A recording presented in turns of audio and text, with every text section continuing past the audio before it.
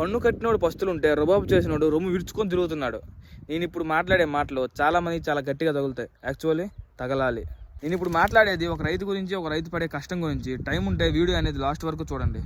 ఇది మా పొలంలో వేసిన బోరు. ఈ బోర్ అనేది సుమారు 6 సంవత్సరాలు అవుతుంది మా పొలంలో వేసి. గవర్నమెంట్ శాంక్షన్ చేసింది, అది చాలా బాగుంది. ఈ బోర్ యొక్క కరెంట్ బిల్ అనేది సంవత్సరానికి 12,000 వచ్చింది. మాకు దాని డబ్బులు 12 వారం తర్వాత టోటల్గా క్లియర్ చేసా వెళ్ళి. ఈసారి 3 నెలలకి 3,000 వచ్చింది కరెంట్ బిల్ అనేది. ఓకేలా ఈసారి కూడా దాని డబ్బులు పెడితే క్లియర్ చేసేద్దాం అనుకున్నా. వరి పంట అయ్యాక పొలంలో కూరగాయలు అనేవి వేస్తాం. వాటికి నీరు కడదామని వస్తే లైన్ రావడం లేదు. లైన్ రావట్లేదని లైన్ మనకు కాల్ చేసి, అన్న లైన్ రావడం లేదు, వచ్చి కొంచెం చూస్తామని అంటే, మీ బిల్ అనేది పెండింగ్లో ఉంది, మీరు కడితేనే వస్తా అన్నారు. అన్న 3,000 కదా ఉండేది, దాని డబ్బులు పడ్డాక కడతా అన్న.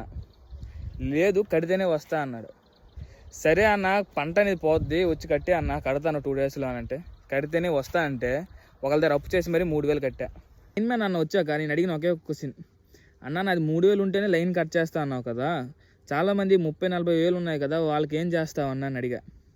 2 డేస్లో మొత్తం క్లియర్ చేయకపోతే కట్ చేస్తా తమ్ముడు, చూస్తావు కదా అని చెప్పారు. 2 డేస్ కాదు 30 డేస్ అవుతుంది, మళ్ళీ నాకు కరెంట్ బిల్ కూడా వచ్చేసింది. ఏమన్నా యాక్షన్ తీసుకోలేదు అంటే, అన్న ఆన్సర్ ఏంటో తెలుసా, వాళ్ళు పెద్ద తలకాయలు తమ్ముడు, పెద్ద ఆఫీసులో చూసుకుంటారు అన్నాడు. ఆంధ్రాలో రైతులకి ఉచితంగా ఇచ్చే కరెంట్ బిల్ని మనం వేలు ఇచ్చుకొని కొంటున్నాం. ఇందులో పెద్ద చిన్న రైతు ఎప్పుడు రైతుగానే మిగిలిపోతాడు అంటారు కదా, దేశానికి రైతు ఎన్నుముక్క అని. ఆ ఎన్నుముక్క లేకుండా చేస్తున్నారు మీరు. ఏమైనా తప్పుగా మాట్లాడితే క్షమించండి. జై హింద్.